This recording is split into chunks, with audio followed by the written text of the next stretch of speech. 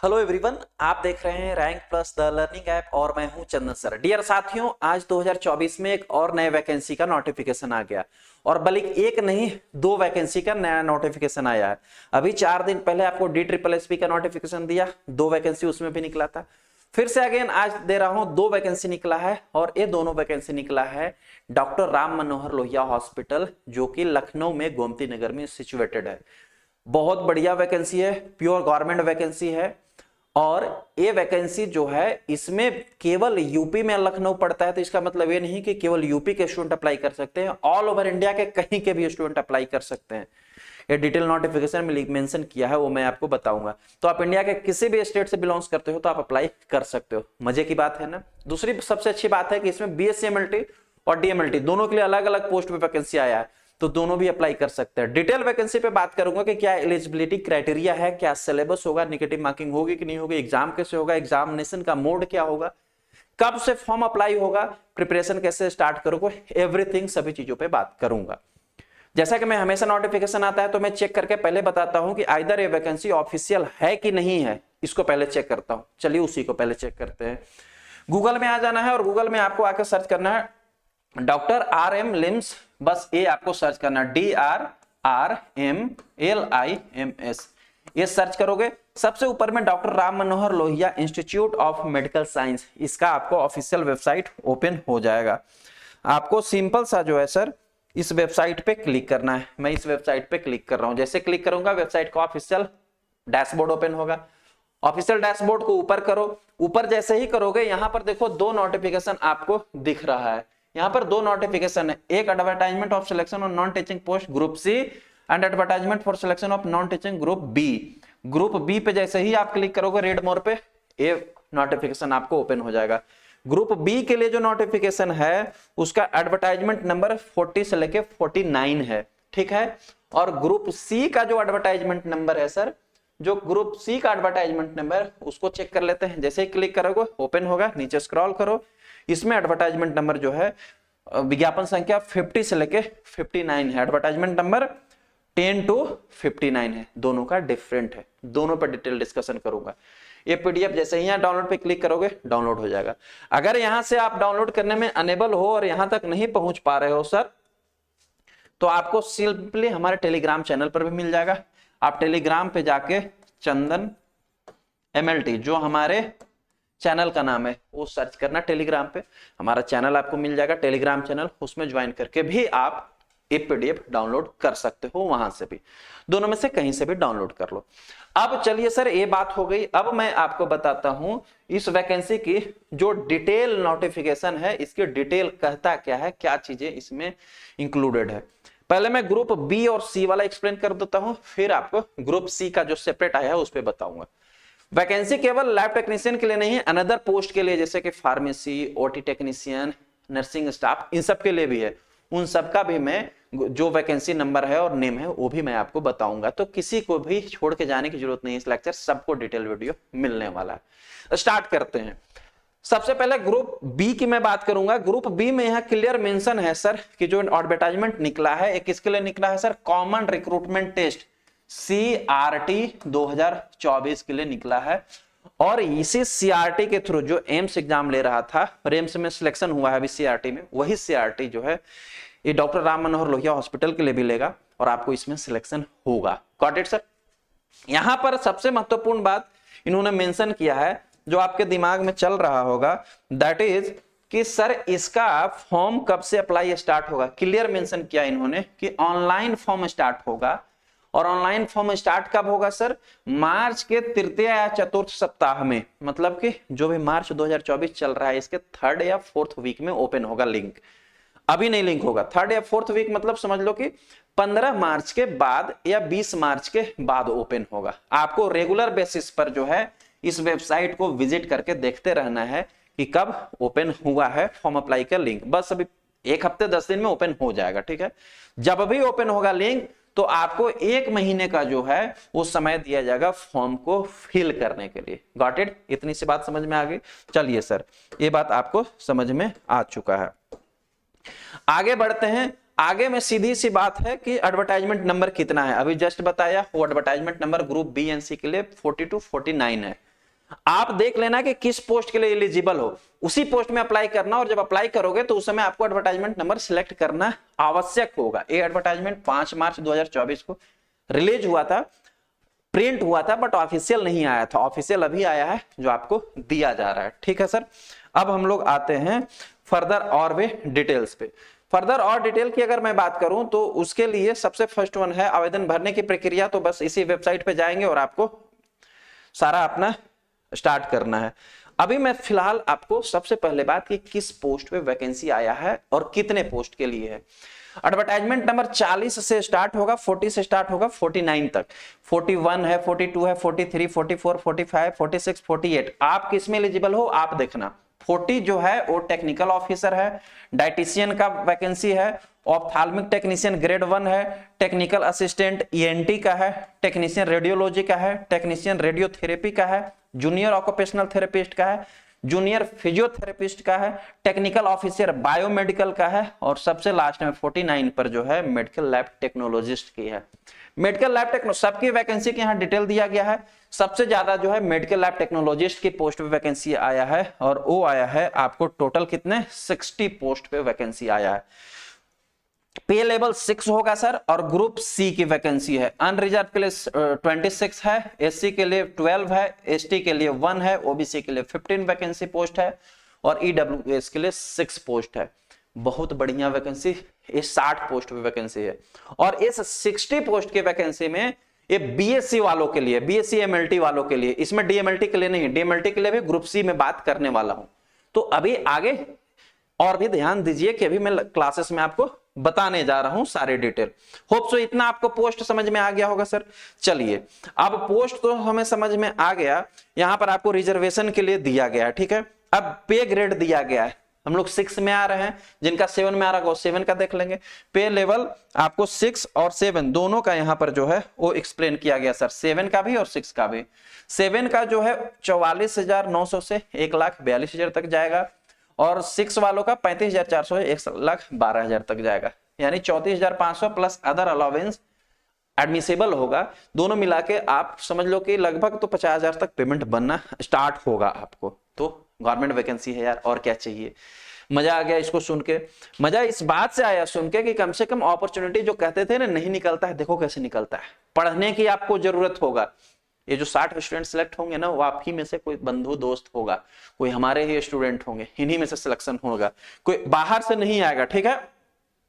Alright, अब यहाँ पर एजुकेशनल क्वालिफिकेशन सबकी डिटेल दिया गया है। मैं आपको अपना ये सारे जिस जिस पोस्ट में जो एलिजिबल है वो अपना डाउनलोड करके देख लेना पीडीएफ की आपकी क्या एजुकेशनल क्वालिफिकेशन है। मैं फिलहाल 49 नंबर की वैकेंसी जो है 49 पोस्ट कोड पे, जो कि मेडिकल लैब टेक्नोलॉजिस्ट की है, मैं उसकी जरा समझा देता हूं। ये हुआ 49 नंबर की पोस्ट कोड, ये हुआ medical lab technologist, name of the post. क्या एजुकेशनल क्वालिफिकेशन चाहिए sir? Bachelor degree in medical laboratory technology, मतलब कि आपने बीएमएलटी किया हुआ है, जिसको हम बीएससी एमएलटी भी कहते हैं। सबसे पहले क्लियर कट ये आपको चाहिए।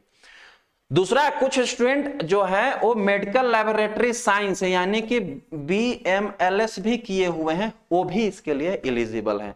वोकेशनल नहीं एलिजिबल है, वोकेशनल का इसमें मेंशन नहीं किया है सर, ठीक है। जो मेंशन किया है वही एलिजिबल है। बाद में अप्लाई करके परेशानी से बचने का, परेशान होने से अच्छा है कि अभी जो एजुकेशनल क्वालिफिकेशन है तभी आप अप्लाई कीजिए, परेशान होने की कोई जरूरत नहीं है। मिनिमम बीएमएलटी या बीएमएलएस होना चाहिए, पहला बात। दूसरी चीज है कि एक किसी भी गवर्नमेंट यूनिवर्सिटी या इंस्टीट्यूट से आपको रिकॉग्नाइज होना चाहिए, मतलब आपका रजिस्ट्रेशन होना चाहिए, ये तो पहला चीज है। दूसरी बात यह है कि आपको इसके अलावा जो है 2 इयर्स का रिलेवेंट एक्सपीरियंस चाहिए लेबोरेटरी का, जो लेबोरेटरी जो है वो मिनिमम 100 बेडेड हॉस्पिटल से अटैच हो। बीएमएलटी के साथ साथ आपको 2 साल का एक्सपीरियंस भी चाहिए, और एक्सपीरियंस कब का चाहिए सर? किसका चाहिए? जो 100 बेडेड हॉस्पिटल से लेबोरेटरी अटैच हो उसका, किसी भी लेबोरेटरी का नहीं चलेगा। मैं हमेशा बताता हूं फ्रेशर्स को, जब भी आपका बीएमएलटी या डीएमएलटी कंप्लीट होता है, आप मिनिमम 100 बेडेड हॉस्पिटल में ज्वाइन करो एक्सपीरियंस के लिए। कम से कम 3 साल तो आप काम करो ही करो। पैसा कितनों दे मैटर नहीं करता, वो एक्सपीरियंस के लिए काम किया जाता है, वो एक्सपीरियंस यही काम आता है, ठीक है सर। इन्होंने जो है एक्सपीरियंस के लिए क्लियर कट मेंशन कर रखा है, फर्जी एक्सपीरियंस नहीं चलेगा। एक्सपीरियंस जो आप बनाओगे, candidate will have to furnish experience certificate on the letter head of the institute. Experience जो है जिस इंस्टीट्यूट से आपने किया है उसके लेटर हेड पर होना चाहिए, किस डेट में इश्यू हो रहा है वो भी मेंशन होना चाहिए, और किस डेट से काम कर रहे हो वो भी मेंशन होना चाहिए। एक्सपीरियंस की काउंटिंग तभी होती है जिस डेट में आपका बीएससी एमएलटी कंप्लीट हो गया है, और उसके बाद से जो आपने जितने दिन काम किया है वही आपको एक्सपीरियंस काउंट होगा। ड्यूरिंग द कोर्स या कोर्स करने से पहले जो आपने काम किया है वो काउंट नहीं होगा। Got it sir? चलिए आगे और चलते हैं। आयु सीमा क्या है सर? एज क्या है? एज के लिए इसमें मैं बड़ा मानूंगा, सब लोग लक्की हैं, एज बहुत दिया है। एज मिनिमम 18 साल होना चाहिए आपको, और मैक्सिमम 40 इयर्स होना चाहिए जिस दिन से फॉर्म अप्लाई स्टार्ट हो जाएगा। तो 40 साल में के अंदर बहुत सारे लोग आते हैं। अब 40 साल में भी कुछ रिजर्व लोग हैं, उनकी आयु सीमा छूट दी गई है। आयु सीमा रिजर्व केवल उत्तर प्रदेश के लोग ही आएंगे। वो रिजर्वेशन के लिए भी आयु सीमा छूट कितना है वो मेंशन किया हुआ इस पीडीएफ में, वो आप आयु सीमा छूट यहाँ दिया गया है, वो आप डिटेल इसको पढ़ लेना। लेकिन आयु सीमा छूट जो केवल यूपी के स्टूडेंट को अप्लीकेबल होगा, बाहर के नहीं। बाहर के ऑल ओवर इंडिया के स्टूडेंट जनरल कैटेगरी में अप्लाई होगा, लेकिन उनके लिए 40 साल मैक्सिमम एज है, जो बहुत अच्छी बात है। ठीक है सर? आरक्षण जो जो आप अप्लीकेबल होते हैं वो आप देख लेंगे। फॉर्म फी क्या लगेगा सर? अनरिजर्व के लिए 1000 है, और ओबीसी के लिए 1000 है, as well as SC ST के लिए भी 1000 है। केवल और केवल जो है शारीरिक रूप से विकलांग व्यक्ति जो है उनको फॉर्म फिल नहीं लगेगा। फॉर्म फिल के साथ साथ आपको 18% जीएसटी भी लगेगा। टोटल फी आपको इतना लगेगा। ठीक है सर? फॉर्म भरने के लिए बस आपको इसी वेबसाइट पर जाना है, जब फॉर्म फी का लिंक ओपन हो जाएगा तब। आगे बढ़ते हैं सर। अगर आपको किसी प्रकार की परेशानी होती है तो आप इस फोन नंबर पर भी या इस ईमेल आईडी पर भी कांटेक्ट करके अपनी परेशानी क्लियर कर सकते हैं। इन्होंने आपको दिया हुआ है सारे कुछ डिटेल। अब हम लोग आते हैं कि सर जी एग्जाम कैसे होगा। एग्जाम होने के लिए यहाँ लिखा हुआ है समस्त, यहाँ सर जी एग्जाम के लिए क्लियर मेंशन किया हुआ इन्होंने, समस्त कंप्यूटर बेस्ड परीक्षाएं द्विभाषीय बायलिंगुअल अंग्रेजी भाषा में होगी। यानी जो भी एग्जाम होगा वो बायलिंगुअल होगा, इंग्लिश और हिंदी दोनों लैंग्वेज में होगा, पहली चीज।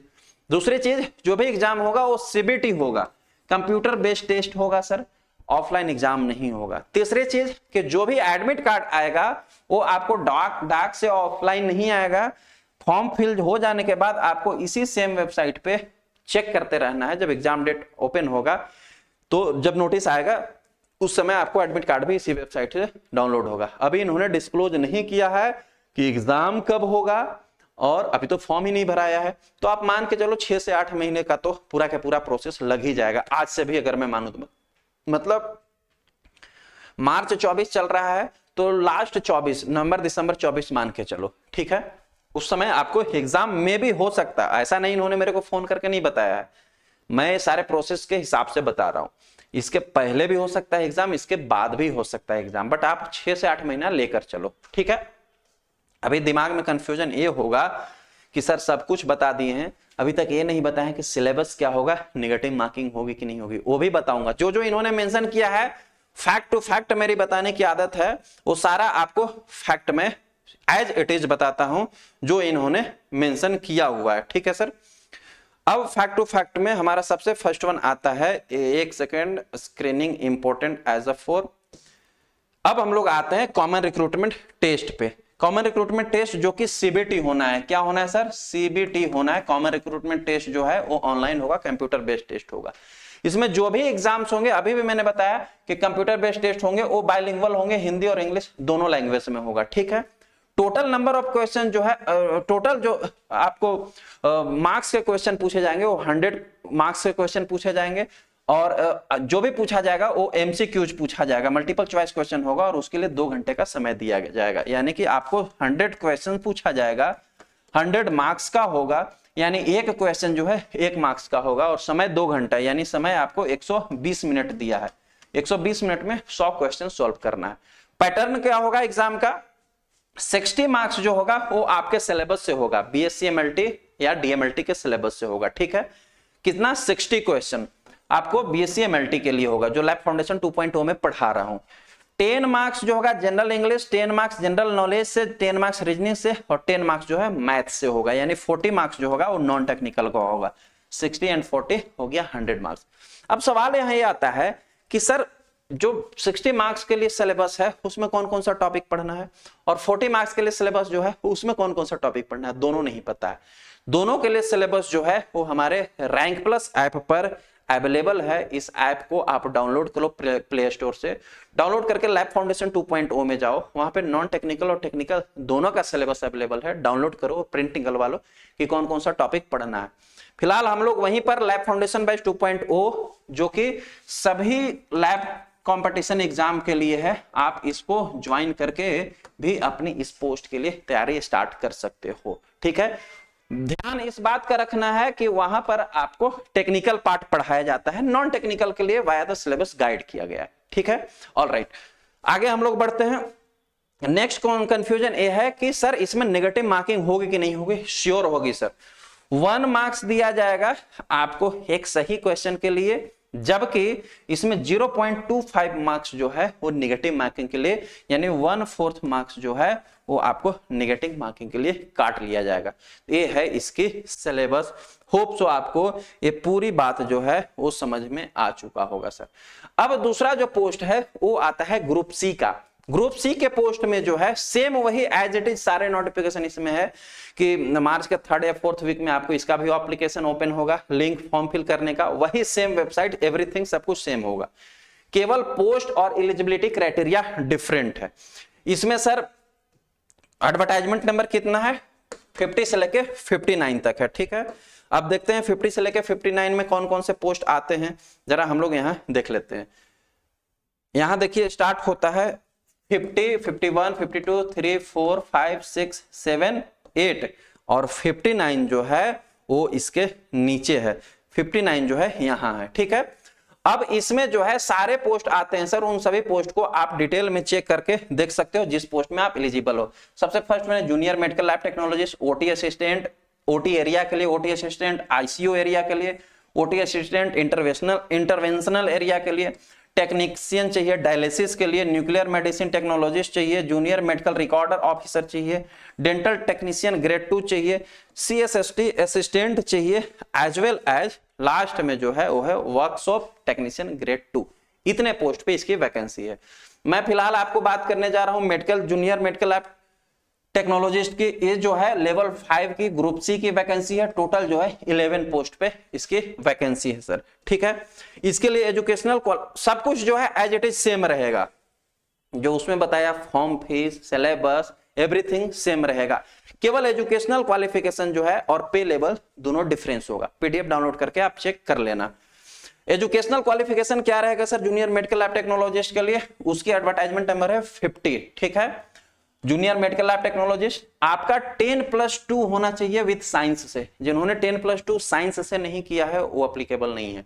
और साइंस में भी पीसीबी से होना चाहिए, फिजिक्स केमिस्ट्री बायोलॉजी से, फिजिक्स केमिस्ट्री एंड बायोलॉजी या बायोटेक्नोलॉजी से आपने किया है 12, और पीसीबी से 12 करने के बाद आपने जो है डिप्लोमा किया हुआ है 2 साल का रेगुलर डिप्लोमा, 2 इयर्स का डीएमएलटी किया हुआ है रेगुलर, डिस्टेंस से किया है तब भी नहीं, या कॉमन स्किल प्रोग्राम से किया है तब भी नहीं, डिस्टेंस वाले भी नहीं, कॉमन स्किल प्रोग्राम वाले भी नहीं, डीएमएलटी होना चाहिए regular from the recognised university या इंस्टीट्यूट। ठीक है, अब थर्ड वन, पहला पीसीबी 12 से होना चाहिए, 10 के बाद भी अगर डीएमएलटी किया है तो भी नहीं, 2 ईयर डीएमएलटी होना चाहिए। थर्ड इसमें जो है सर इसमें भी एक्सपीरियंस चाहिए आपको, एक्सपीरियंस 1 ईयर का रिलेवेंट एक्सपीरियंस चाहिए, मिनिमम 100 बेडेड हॉस्पिटल से अटैच 1 ईयर का इसमें एक्सपीरियंस भी चाहिए सर, और 1 ईयर का एक्सपीरियंस अगेन वही 100 बेडेड हॉस्पिटल जिस अटैच लैबोरेटरी से आपने किया है तब